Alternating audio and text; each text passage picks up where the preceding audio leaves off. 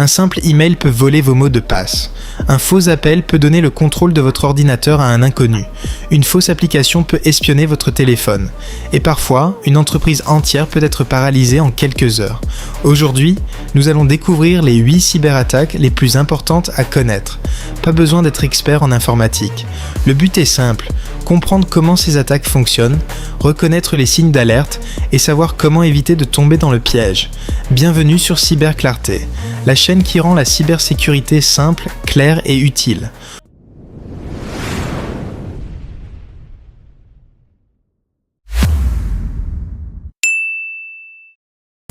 Pourquoi les cyberattaques fonctionnent? Avant de commencer, il faut comprendre une chose essentielle. Les pirates ne cherchent pas toujours à casser une technologie très complexe. Très souvent, ils cherchent à exploiter une réaction humaine. La peur, l'urgence, la confiance, la curiosité. Un message qui dit « Votre compte sera bloqué dans 10 minutes ». Un appel qui annonce « Votre ordinateur est infecté ». Un lien qui promet « Regardez qui a visité votre profil ». Dans beaucoup de cas, la première porte d'entrée n'est pas une faille technique. C'est une erreur humaine provoquée sous pression. Attaque numéro 1, le phishing. La première attaque, et probablement la plus connue, est le phishing. Le phishing consiste à envoyer un faux email, un faux message ou un faux lien pour vous pousser à communiquer des informations sensibles. Par exemple, votre mot de passe, vos coordonnées bancaires, un code de sécurité ou des informations professionnelles. Imaginez recevoir un email qui semble venir de votre banque.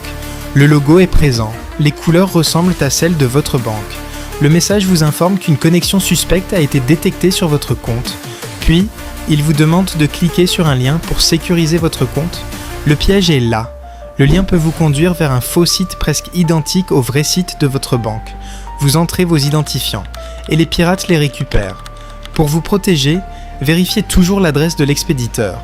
Méfiez-vous des messages qui créent une urgence. Ne vous connectez pas à vos comptes depuis un lien reçu par email ou message. Ouvrez plutôt votre navigateur et allez directement sur le site officiel. Attaque numéro 2, le smishing et le vishing. Le phishing ne passe pas uniquement par email. Quand l'arnaque arrive par SMS, on parle de smishing. Quand elle arrive par appel téléphonique, on parle de vishing. Vous recevez peut-être un SMS qui dit « Votre colis est bloqué. Payez maintenant pour confirmer votre livraison. » Ou encore « Votre compte mobile monnaie a été suspendu. Cliquez ici pour le réactiver. » Le lien peut vous rediriger vers un faux site ou installer un logiciel malveillant sur votre téléphone. Avec le vishing, le pirate appelle directement. Il peut se faire passer pour votre banque, votre opérateur téléphonique, votre service informatique ou même une administration. Il parle avec assurance, il crée une urgence et il vous pousse à donner un code reçu par SMS ou par application. Retenez cette règle essentielle. Ne partagez jamais un code de validation reçu par SMS, email ou application, même si la personne au téléphone semble professionnelle.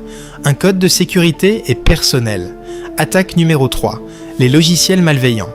Troisième attaque, les logiciels malveillants. On les appelle aussi les malwares. Un malware est un programme conçu pour nuire, espionner, voler des données ou prendre le contrôle d'un appareil. Il peut se cacher dans une pièce jointe, une fausse application, un logiciel craqué, un jeu téléchargé sur un site douteux ou même une clé USB inconnue. Par exemple, vous téléchargez gratuitement un logiciel qui est normalement payant. Le programme semble fonctionner, mais en arrière-plan, il peut installer un cheval de Troie, enregistrer ce que vous tapez au clavier ou voler vos mots de passe. Pour vous protéger, téléchargez vos applications depuis les sites officiels ou les stores reconnus. Évitez les logiciels piratés. Faites régulièrement les mises à jour de votre téléphone, de votre ordinateur et de vos applications. Et surtout, ne branchez jamais une clé USB inconnue sur votre ordinateur. Attaque numéro 4, le ransomware. Le ransomware est l'une des attaques les plus destructrices. Son objectif est de bloquer ou chiffrer vos fichiers, puis de demander une rançon pour vous permettre de les récupérer. Vos photos, vos documents, vos fichiers professionnels, vos bases de données, tout peut devenir inaccessible. Puis un message apparaît. Vos fichiers ont été chiffrés. Payez pour récupérer l'accès. Le ransomware peut toucher une personne, une petite entreprise, un hôpital, une école ou une grande organisation, mais il faut retenir une chose importante. Payer ne garantit pas que vos fichiers seront récupérés. Les meilleures protections sont simples. Faites des sauvegardes régulières. Gardez au moins une sauvegarde séparée de votre ordinateur ou de votre réseau. Testez vos sauvegardes. Mettez vos systèmes à jour. et soyez très prudent avec les pièces jointes et les liens suspects. Attaque numéro 5, le vol de mot de passe. 5e attaque, le vol de mot de passe.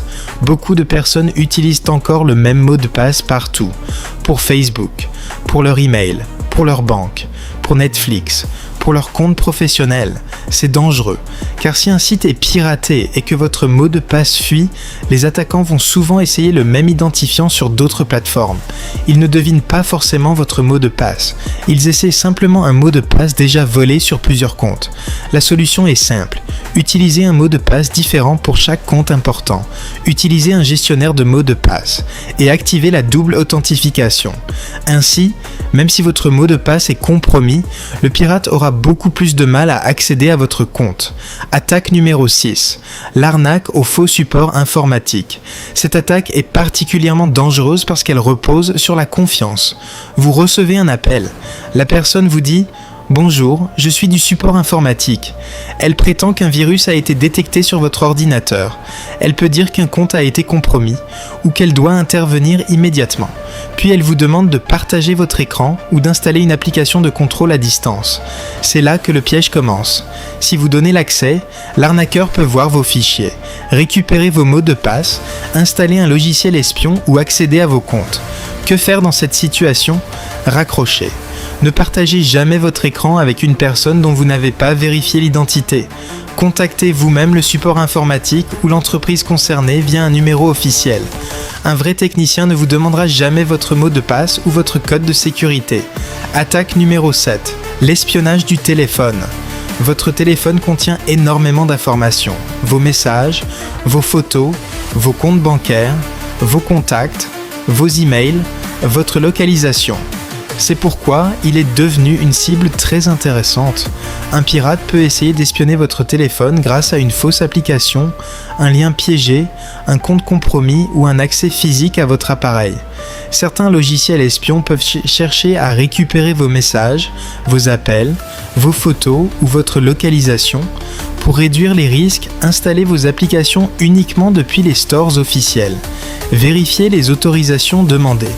Une application de lampe torche n'a normalement pas besoin d'accéder à vos contacts, votre microphone ou votre localisation. Mettez votre téléphone à jour.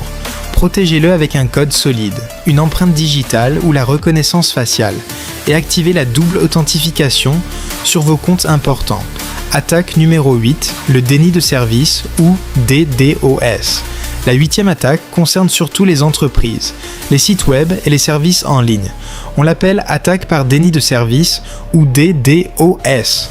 Le principe est simple, les attaquants envoient un très grand nombre de demandes vers un site ou un service. Le serveur ne supporte plus la charge, le site devient lent, puis inaccessible. Pour les utilisateurs, cela ressemble à une panne. Mais derrière, il peut s'agir d'une attaque volontaire. Cette menace rappelle que la cybersécurité ne concerne pas seulement les mots de passe ou les emails. Elle concerne aussi la disponibilité des services. Pour les organisations, il faut surveiller le trafic réseau, mettre en place des protections anti-DDoS, prévoir des solutions de continuité d'activité et avoir un plan de réponse à incidents. Retenons maintenant les 10 réflexes les plus importants. Numéro 1. Activez la double authentification. Numéro 2. Utilisez un mot de passe différent pour chaque compte. Numéro 3. Utilisez un gestionnaire de mots de passe.